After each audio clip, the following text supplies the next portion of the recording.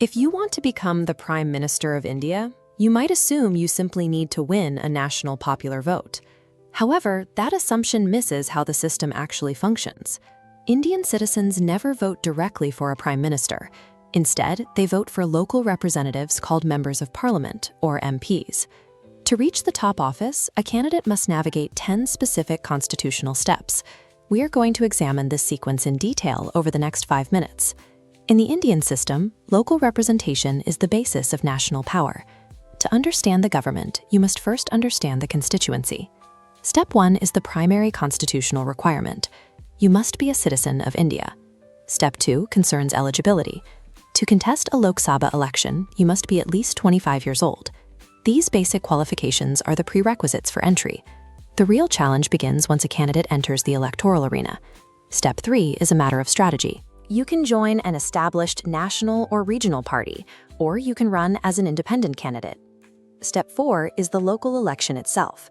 To become an MP, you must win the highest number of votes in your specific constituency.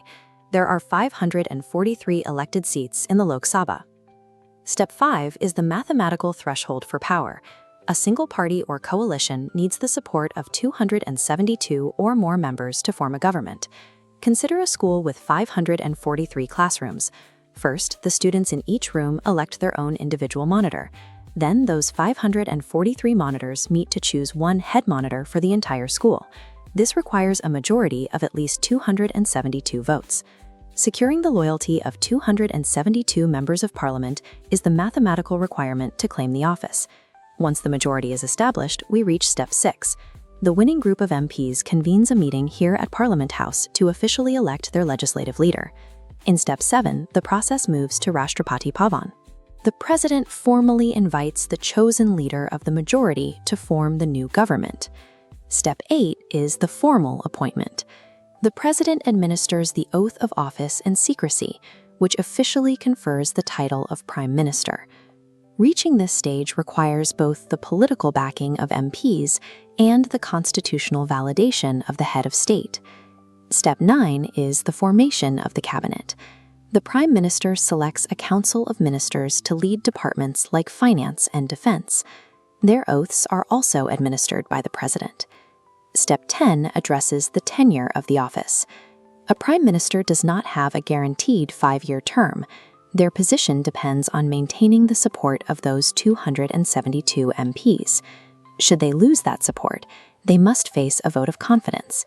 If the majority is gone, the prime minister is required to resign or leave the post. This means that executive power is highly conditional. It is tied directly to the continuous trust of the parliament. Let's track the progression from the start. Citizenship, age 25, party affiliation, winning a seat, securing a 272-member majority, election as leader, the president's invitation, the oath, forming a cabinet, and finally, maintaining that majority.